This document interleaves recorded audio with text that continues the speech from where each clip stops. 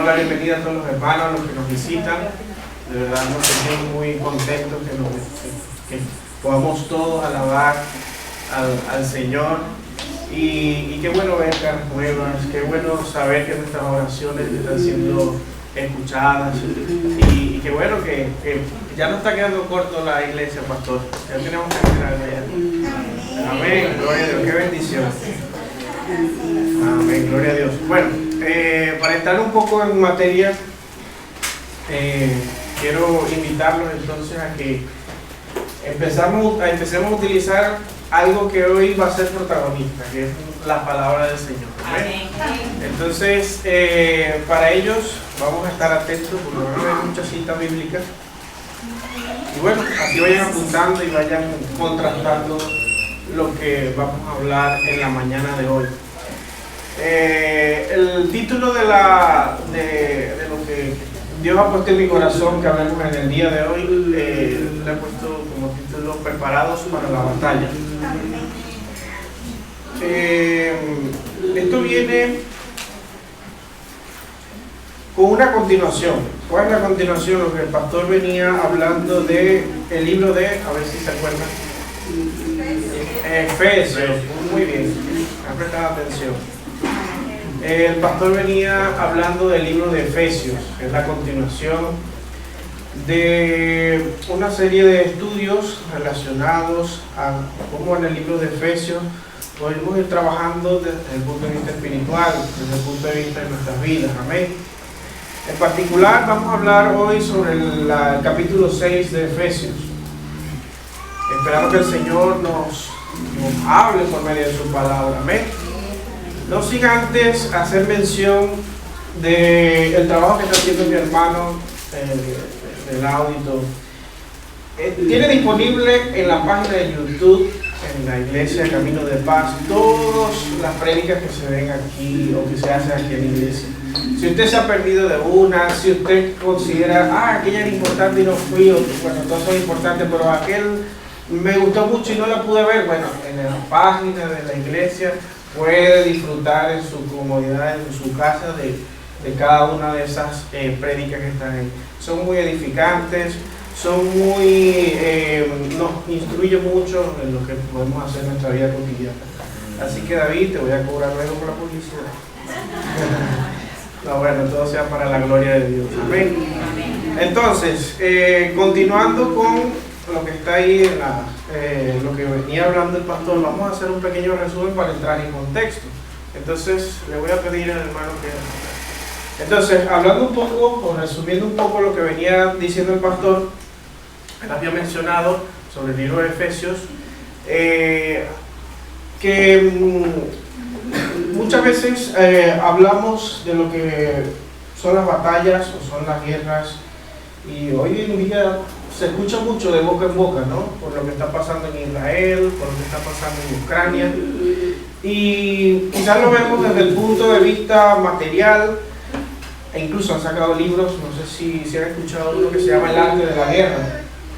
Ahí se empieza a ver una serie de estrategias, una serie de acciones que podemos hacer para ver si le ganamos al enemigo. Entonces no es más que una batalla o una guerra entre dos posturas, los buenos, los malos, los que van bien y los que van mal, entre otras cosas.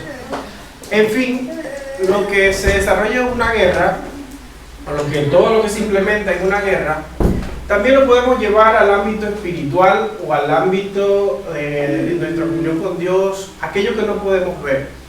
Entonces, el libro de Efesios, en este capítulo 6, habla un poco sobre lo que son las luchas, las batallas y lo que podemos encontrar en nuestra vida cotidiana, o en nuestra vida cotidiana espiritual.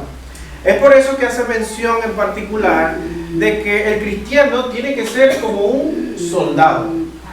Entonces, para ser como un soldado hay que hacer la analogía con lo que pasa en la realidad. Entonces, resumiendo un poco, decía que el soldado se forma desde el hogar. Y cuando hablamos desde el hogar es porque es responsabilidad de los padres y de los representantes de cada joven, de cada niño, empezar a formar a nuestros niños a cómo podemos batallar, a cómo podemos luchar con lo que es la guerra espiritual o con lo que es la batalla que se libra en ese plano que no vemos. También el pastor comentaba que el soldado tiene que cumplir algunos requisitos y uno de ellos es que son obedientes. Es difícil ver un soldado que su superior lo envía a hacer algo y que no vaya. Otro requisito es que tenía que conocer la autoridad, es decir, quién estaba por encima de él. Entonces, comentaba el pastor que el soldado tiene que tener disciplina. También el soldado debe aprender a reconocer su autoridad, debe ser obediente, tiene que...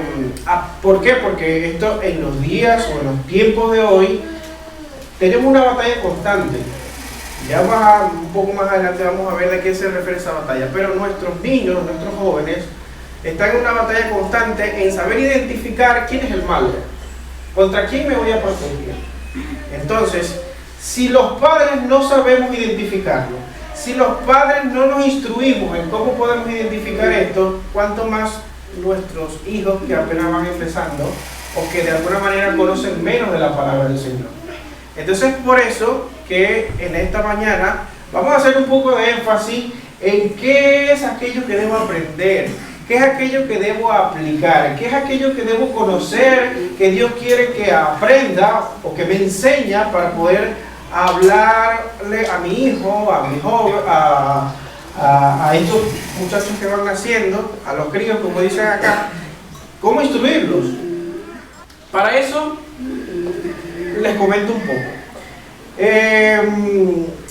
Desde siempre ha habido guerra. De hecho, Dios nos ha dado, según el Génesis, la capacidad de ser imagen de Dios. Esto trae un conjunto de atributos que tenemos cada uno de ellos, que tenemos cada uno de nosotros. Entre eso tenemos el intelecto y la capacidad de crear. Pero lamentablemente, hermanos, por nuestra naturaleza caída, hemos utilizado esos atributos en crear un mundo que se basa en los sentidos para satisfacer nuestra carne y nuestros deseos. Entonces, desde el principio, todos los reyes, líderes han querido tomar posesión de tierra para su beneficio, para su beneplácito, para ser el líder, para gobernar entre las naciones. Y para hacer eso, no les ha temblado el pulso para matar a quien quiera, para asesinar a quien quiera, entre otros. Entonces, en ese plano de las batallas, en ese plano de la codicia o de la avaricia del hombre, el hombre ha tenido que ir viendo cómo se defiende. Antes, por ejemplo, era de otros animales, ahora no, ahora es entre nosotros mismos. ¿Cómo nos defendemos? Si vamos a la época de los vikingos, por allá se defendían quizás con espadas y todo esto, pero de alguna manera no tenían armaduras porque la era del metal todavía no estaba asomándose. Y bueno, eran más vulnerables a la hora de la batalla. Eran más vulnerables a la hora de enfrentarse al enemigo. A medida que fue pasando el tiempo, y ya llegamos a la época medieval, que se fue inventando lo que es el hierro y todo, y fueron moldeándose las armaduras, se fueron optimizando la parte de la protección. Y es por eso entonces que encontramos para la época medieval armaduras que nos protegen el cuerpo para efectos de aquello que pueda afectarnos. Podemos poner casco, que ese es el yelmo, entre otros. Entonces, ahí puse un ejemplo, algunos ejemplos, imágenes de la época medieval. Fíjense que dos puntos importantes o puntos débiles que nos debemos cubrir es la parte del corazón y la parte de la cabeza. ¿Por qué? Porque si algo nos impacta sobre alguna de esas dos partes, básicamente nos morimos desde el comienzo, ¿no? Y ya no podemos seguir luchando. Vale, entonces, ¿para qué nos preparamos, hermano? ¿Para qué queremos, para qué necesitamos prepararnos? ¿Y qué tiene que ver la armadura con el mundo espiritual? Y para eso vamos a tomar nuestra columna vertebral del mensaje de hoy, que es Efesios, el capítulo 6, del 11 al 17. Quizás está un poco largo, bueno, vamos a intentar leerlo rapidito. Dice así: Pónganse pues toda armadura de Dios para que puedan hacer frente a las artimañas del diablo. Porque nuestra lucha no es contra seres humanos, como lo quieren hacer parecer los líderes, ¿no? Sino contra poderes, contra autoridades, contra potestades que dominan este mundo de tinieblas, contra fuerzas espirituales malignas en regiones celestiales. Por lo tanto, pónganse toda la armadura de Dios, para que cuando llegue el día malo puedan resistir hasta el fin con confianza. Manténganse firmes, ceñidos con el cinturón de la verdad, protegidos con la coraza de justicia y calzados con la disposición de proclamar el evangelio de paz. Y además de todo esto, tomen el escudo de la fe, con el cual pueden apagar todas las flechas encendidas del maligno. Hasta ahí está bien, hasta el 16. Amén. Entonces, fíjense que aparte de lo que vemos físicamente, también se lleva al plano espiritual. El propósito de Dios, considero yo, o lo veo así, es para que podamos entender mejor cómo nos podemos defender, cómo podemos pelear la batalla. Entonces, nos hacemos una pregunta: ¿será que estamos preparados? Vamos a ver qué dice Efesios 4, del 1 al 4. Por eso yo, que estoy preso, estoy preso por la causa del Señor, les ruego que viven de una manera digna del llamamiento que ha recibido, siempre humildes y amables, pacientes, tolerantes unos con otros en amor. Esfuércese para mantener la unidad del Espíritu mediante el vínculo de la paz. Hay un solo cuerpo, un solo Espíritu, así como también fueron llamados a una sola esperanza. Hermanos, este versículo de la Biblia nos hace notar para qué tenemos que estar preparados. ¿Por qué debemos estar preparados? ¿Por qué debemos enseñarle a nuestros hijos a enfrentar a lo que está en el mundo espiritual? Entonces, uno de los puntos que nos hace ver este versículo es que nosotros tenemos que ser dignos del llamamiento. Ahora, ¿qué será digno?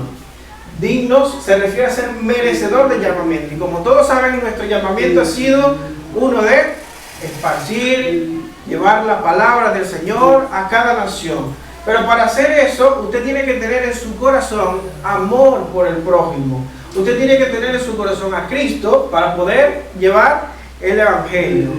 ¿Para qué más tenemos que prepararnos? Para dar un buen testimonio, hermano.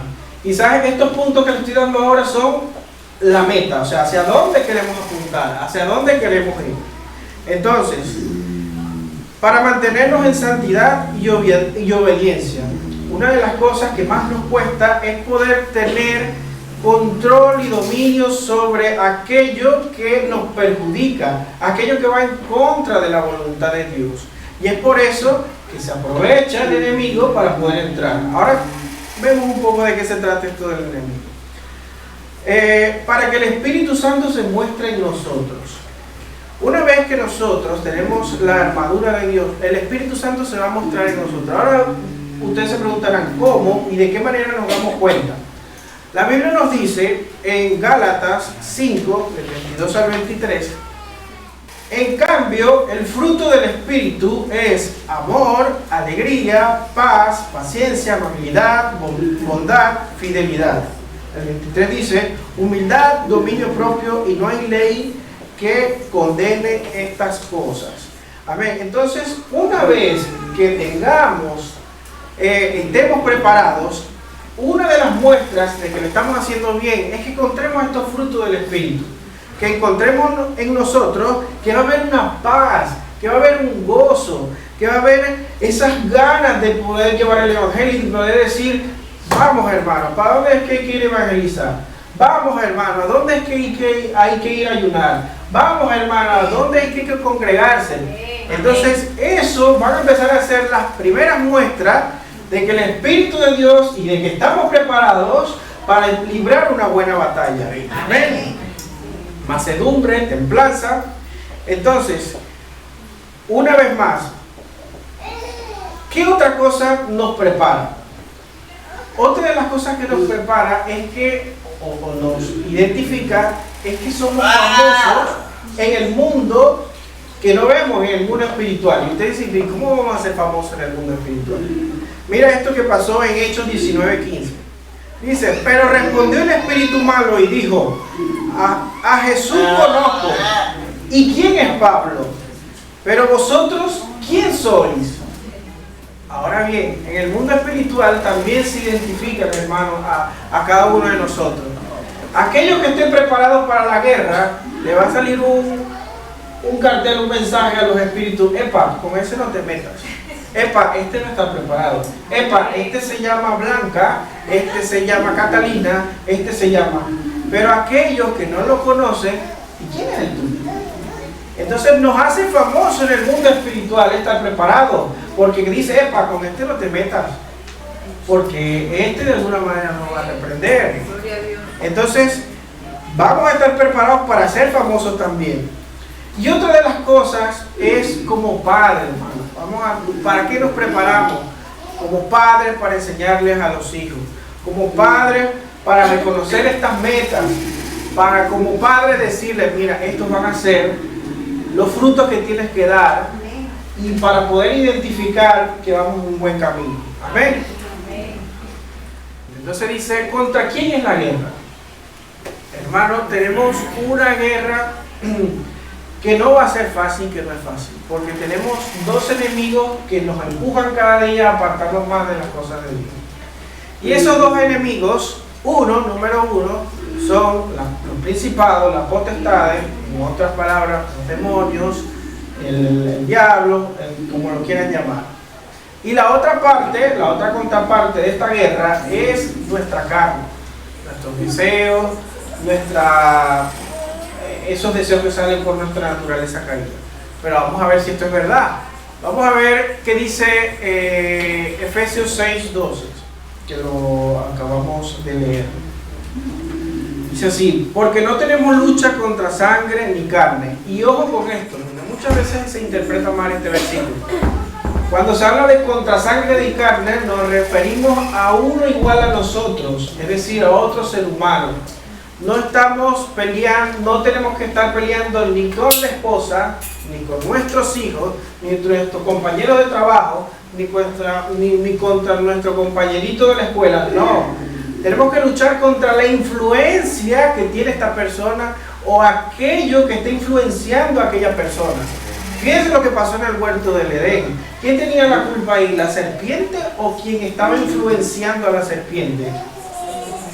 Fíjense algo. Hay una descripción, y por eso hay muchas ramas o que se ha distorsionado mucho el evangelio. Hay una corriente de hermanos que le llaman los nazarenos, no sé si lo han escuchado.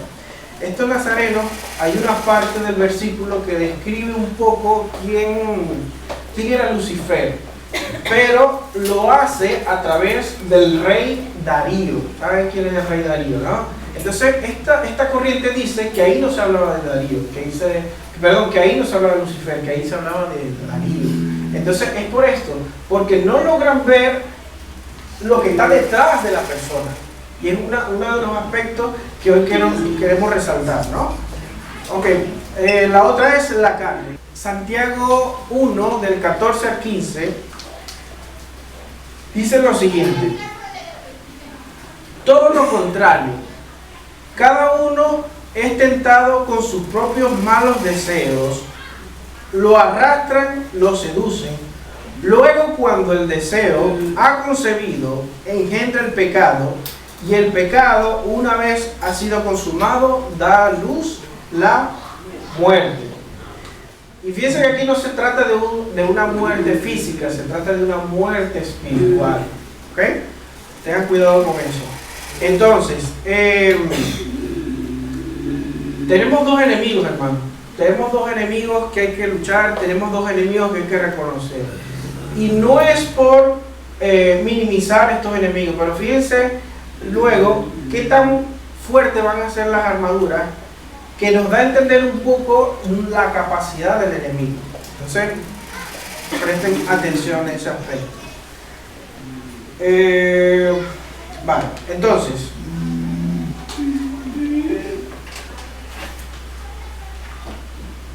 ¿cuándo luchamos con la carne? ¿O cómo hacemos por luchar? Porque quizás con el enemigo no tenemos, con el diablo no tenemos tanto problema porque siempre se nos ha dicho, ¿no? Siempre lo hemos visto. Pero vamos a hablar un poco de la carne y terminamos con esto del enemigo. El enemigo, la carne, es uno de los enemigos más difíciles. ¿Por qué? Porque siempre pensamos que en suplir nuestras necesidades o nuestros deseos.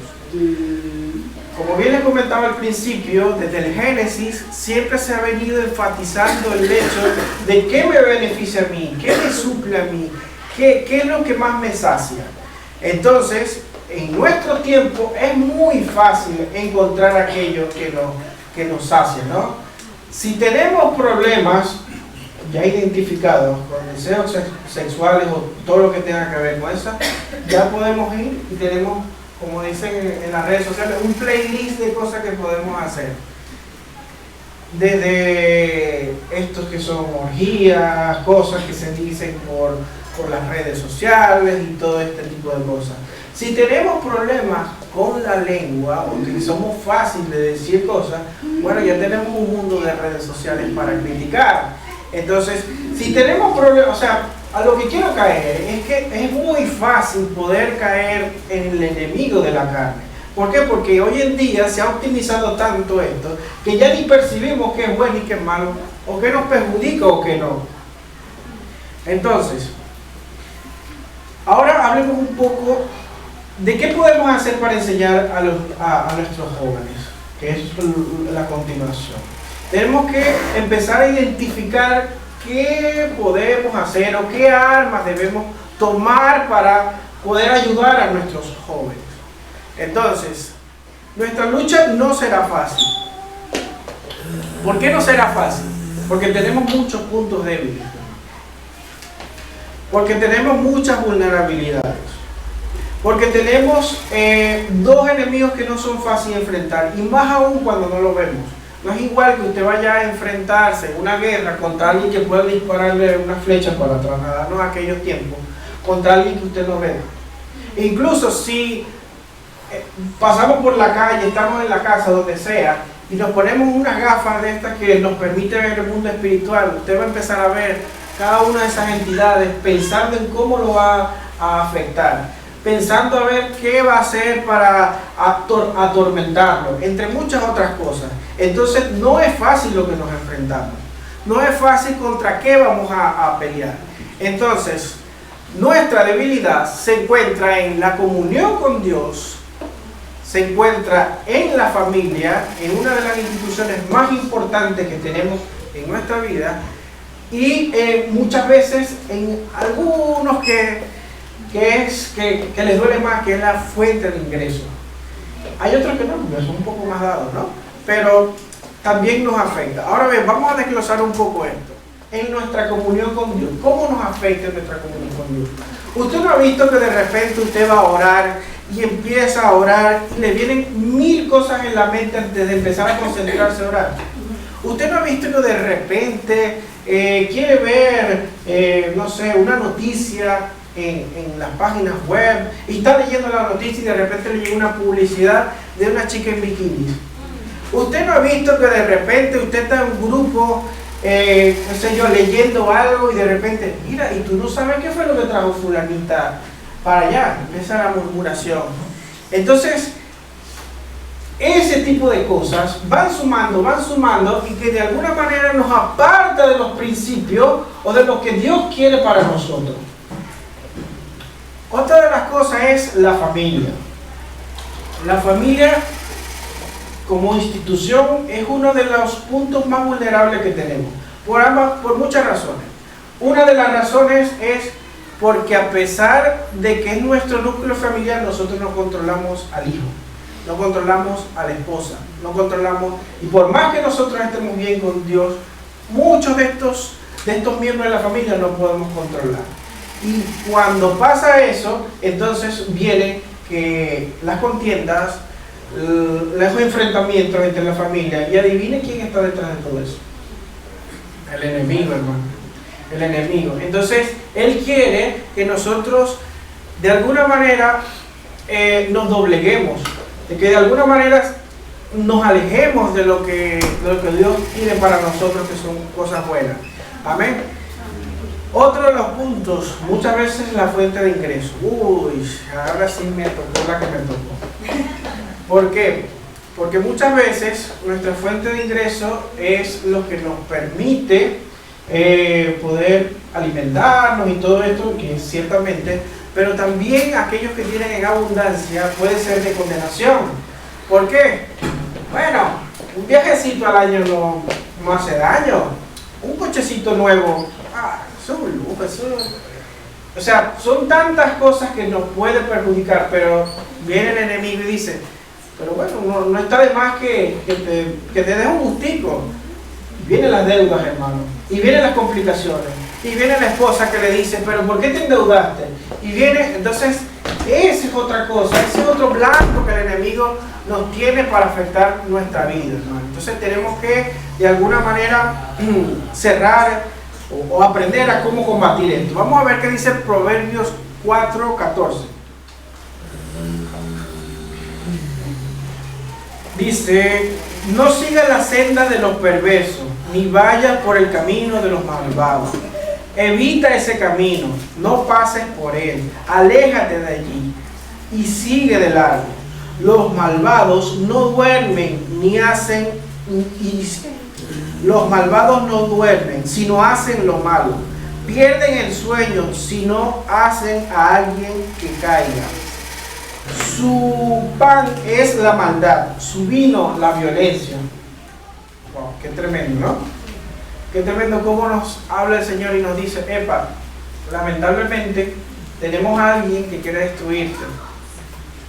Lamentablemente hay alguien que no duerme en pensar de cómo hacerte caer, de cómo hacer que no sigas alabando a Dios y yendo a la iglesia, entre muchas otras cosas. Pero Dios en su grandeza, en su misericordia, en su amor hacia con nosotros, nos ha dejado varias herramientas o varias formas de combatirlo. Y entre esas es la dotación de Dios. ¿Y a qué se refiere la dotación de Dios? Se refiere a lo que mencionábamos en Efesios 6, del 11 al 17, que es la coraza y el yelmo. Ahora bien, ¿cómo vemos esto en la Biblia?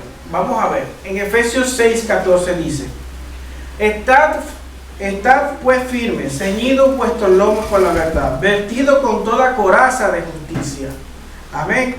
Entonces, ¿qué es la coraza? Es aquella protección que de alguna manera hace que nuestros puntos más débiles, que ya habíamos hablado, que era el corazón y la cabeza, en este caso el yelmo, no sean penetrados o no sean golpeados por el enemigo.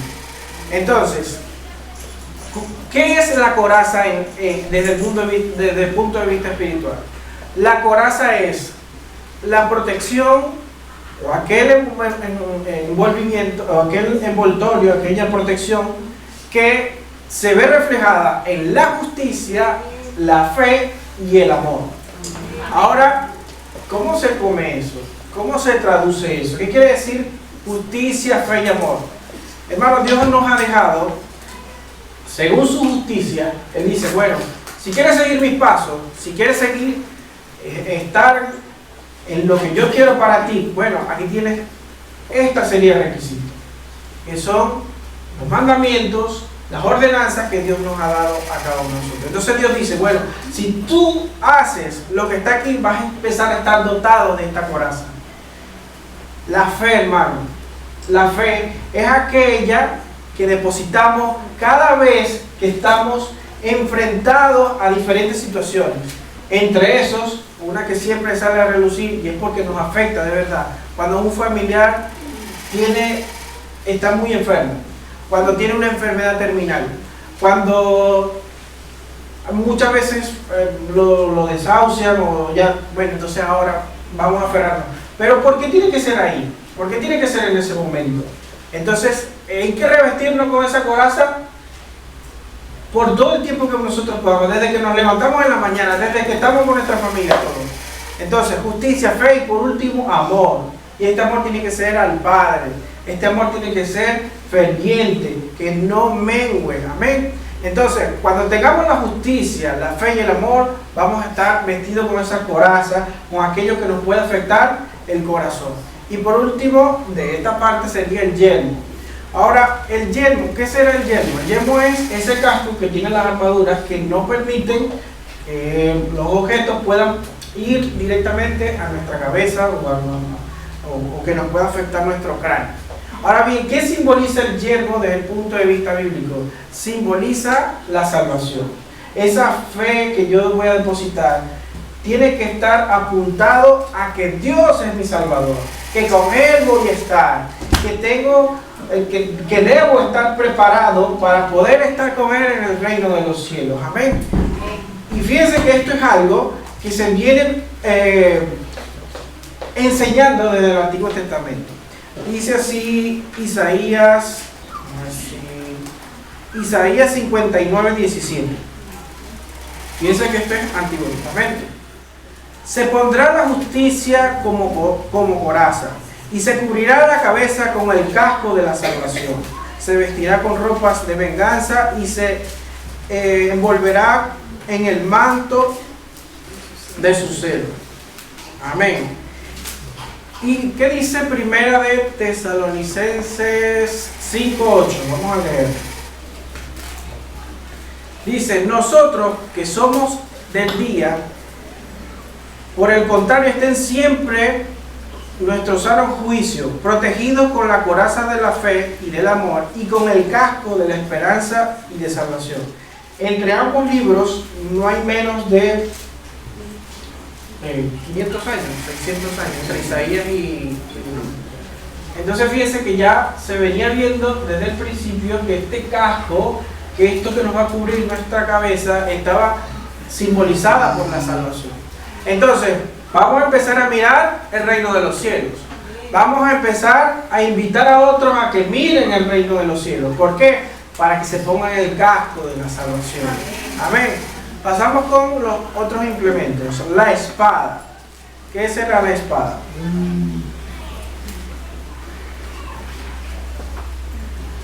La espada, según el versículo, vamos a leer Hebreos 4:12. ¿Qué será la espada? Dice: ciertamente la palabra de Dios es viva y poderosa, y más cortante que cualquier espada de dos filos. Penetra hasta lo más profundo del alma y del espíritu, hasta la médula de los huesos, y juzga los pensamientos y las intenciones del corazón. ¡Wow! ¡Qué poderosa esta arma! ¿O qué poderosa es este utensilio? Entonces, ¿la espada simboliza qué? La palabra del Señor. Esto que usted tiene en sus manos, que muchas veces lo dejamos, no sé, en la mesita de noche abierta. Hermano, esta palabra, esta espada es uno de los utensilios más poderosos. ¿Por qué? Porque no nada más nos defiende, sino que nos enseña a cómo podemos defendernos de lo que nos ataca. Entonces, la palabra de Dios es viva. Usted puede leer un versículo hoy y lo lee dentro de un mes y créeme que le va a decir algo diferente a lo que usted vio al principio. Y no estoy hablando de que se contradiga, sino porque de acuerdo al contexto que usted lo vea, siempre va a afectar su vida, siempre va a estar, como dicen, en aras de sus pensamientos, en aras de sus intenciones del corazón. Pero esto no nada más es ahí. Fíjense que la espada de Dios, que es la palabra, a medida que se va escribiendo, nos hace ver cuáles son las intenciones que Dios quería mostrarnos aquí. Para ello, muchas veces vemos en la Biblia casos como el de David. El de David hizo que este señor o esta persona muriera en la batalla y David no se había dado cuenta. Pero fíjense que si no es el narrador, si no es Dios que nos dice, mira, las intenciones de David no eran las que eran. Las intenciones de David estaban envueltas en pecado. Así muchas cosas. Entonces, lo que quiero decir con la palabra de Dios es que mira las intenciones y te hace entender las dimensiones de la voluntad y el carácter de Dios. Amén. Entonces, es eficaz. ¿Quiénes han escuchado que dicen, y vi un fantasma y estaba muy asustado? Y de repente abrí la Biblia y dije, y empecé a leer. Y lo que decía la Biblia reprendió o hizo que se fuera. No he escuchado esas historias. O estaba pasando por una situación muy difícil y dije, no, voy a leer. Y leí lo que estaba en la Biblia. ¿No han escuchado eso? Hermano, es porque la palabra está contenida o contiene palabra edificante para el alma. Palabra que nos mueve, que nos incita a buscar más de Dios. Y no es nada más por lo que dicen esas personas. Es porque la palabra de Dios es para el bien de la humanidad, es para el bien del ser humano, es para encontrarse más con Dios. Amén. Y no es que hay que leer un verso y luego otro por aquí. Hermano, vamos a leer la palabra en contexto. Vamos a empezar a aplicar las cosas que tiene la palabra. Y más aún, vamos a empezar a defendernos. Ahora, ¿cómo nos defendemos? ¿O cómo lo hacemos? Hay que pulirla. Una espada sin filo no va a cortar. ¿Y cómo la pulimos? Empezamos a leerla, hermano. Por ahí, y voy a hacer otra publicidad.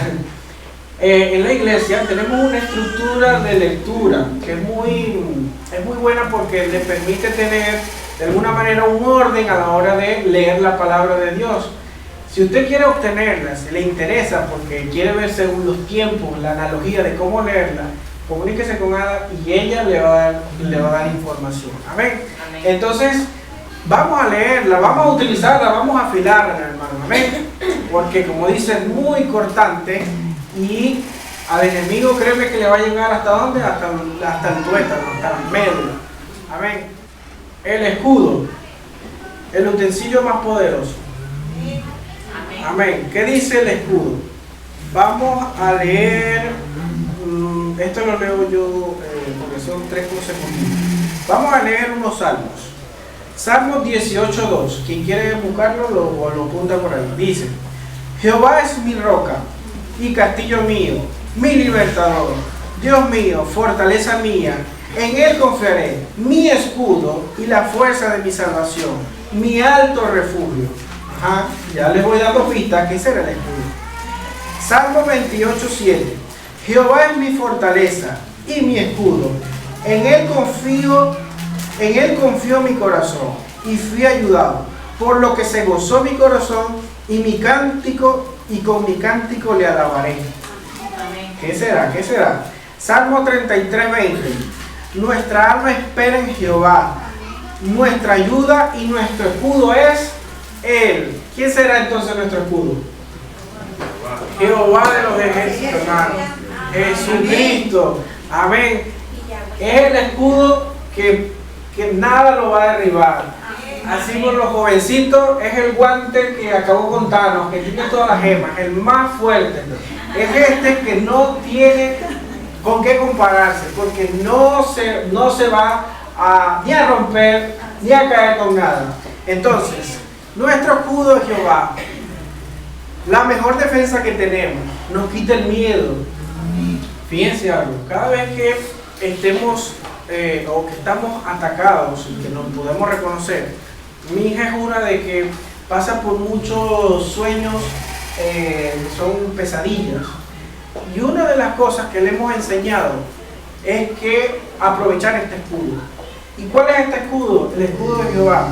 Hija, ora, pídele al Señor, confía en Jehová. Con Él somos más que vencedores.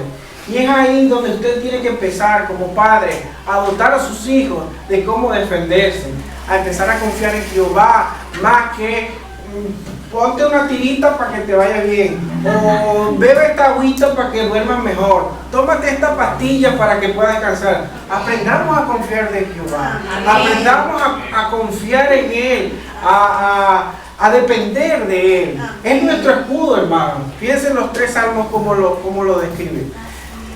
Si quieres vencer, llévala cada día. ¿Qué dice Efesios 6:11?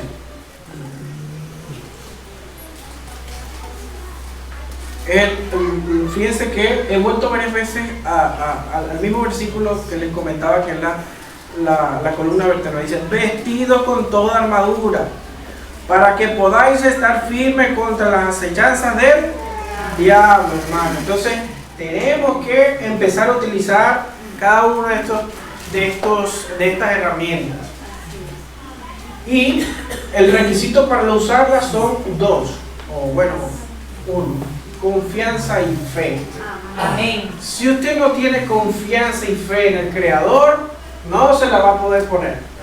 Si usted no tiene confianza y fe, esa gema que le falta del guante no va a funcionar. Si usted no tiene confianza y fe en el Padre, en Dios, eso no va a servir, hermano. Entonces vamos a empezar por nosotros mismos, a empezar cómo podemos lustrar cada una de estas herramientas, cómo podemos usar este escudo. Y para eso tenemos que tener confianza y fe. Amén. Entonces, dotado por Dios. Vamos a ver entonces, una vez que estemos dotados con la espada, con el escudo, con el yelmo, con la armadura, nos vamos a parecer algo así, ¿no? Desde el punto de vista espiritual, claro. Vamos a estar preparados. Cuando el enemigo lo vea desde el plano de vista espiritual, dice, epa, con ese no te metas. Mira cómo está reforzado. Mira cómo está vestido. Entonces, Efesios 6:16, que es el mismo, pero más abajo, dice, sobre todo, tomad el escudo de la fe, con que podáis apagar todos los dardos de fuego del maligno. Entonces, una vez que estemos con todas estas armaduras, vamos a poder vencer. Vamos para ver cuál es el que seguía. Efesios 6:17. Y dice, y tomando el yelmo de la salvación y la espada del Espíritu, que es la palabra de Dios. Ya listo, hermano. Estamos equipados para enfrentar al enemigo. Amén.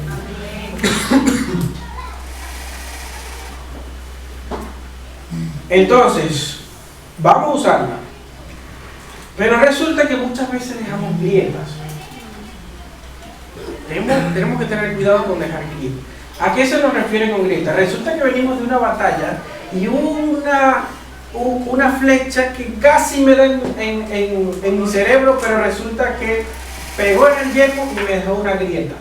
Entonces, ¿a qué quiero mencionarle con las grietas? ¿Qué son las grietas? Es darnos cuenta que los dardos pueden venir cuando menos nos lo esperamos. Es saber cómo podemos vivir en el entorno que tenemos hoy en día sin que penetre nuestro cerebro. Hace poco, este viernes, estamos hablando precisamente del pecado, ¿no? Y yo les comentaba que era como un parásito. Este parásito llega al cerebro y cuando llega al cerebro nos causa ceguera, nos causa muchas otras cosas. Entonces es más o menos así. Cuando dejamos grietas, empezamos a tener influencia o entradas. Empezamos a tener aquello que nos aleja más de Dios. Y esto pasa mucho en los jóvenes. Esto pasa mucho porque estamos en un entorno donde a lo bueno le dicen bueno, a lo malo le dicen bueno y a lo bueno le dicen malo. Estamos en una época donde la depravación del ser humano ha llevado a unos límites impensables. Estamos llegando a una época donde ya no sabemos. Antes se decía, bueno, la evolución, que venimos del mono y tal. No, pero es que ya llegamos a un punto donde usted va pasando por una calle y hay alguien que se cree perro. Y lo peor aún, que lo quieren legalizar. Llegamos a un punto donde dicen, bueno, yo me puedo enamorar de un árbol. Eso no está mal. Yo me puedo enamorar, no sé, de un objeto inanimado, de un mueble. Entonces es donde vienen estos términos que si... ¿cómo es? Poliamoroso, por la depravación, hermano. Ha llegado a un punto donde quieren estandarizar estas cosas. Entonces, es tan grave que lo quieren llevar a las instituciones públicas o a las escuelas. Y quieren hacer que nuestros niños vean estas cosas como normales. como que no pasa nada, como que hay que aceptarlo, porque si no estamos discriminando o estamos haciendo racismo o tantas cosas como eso.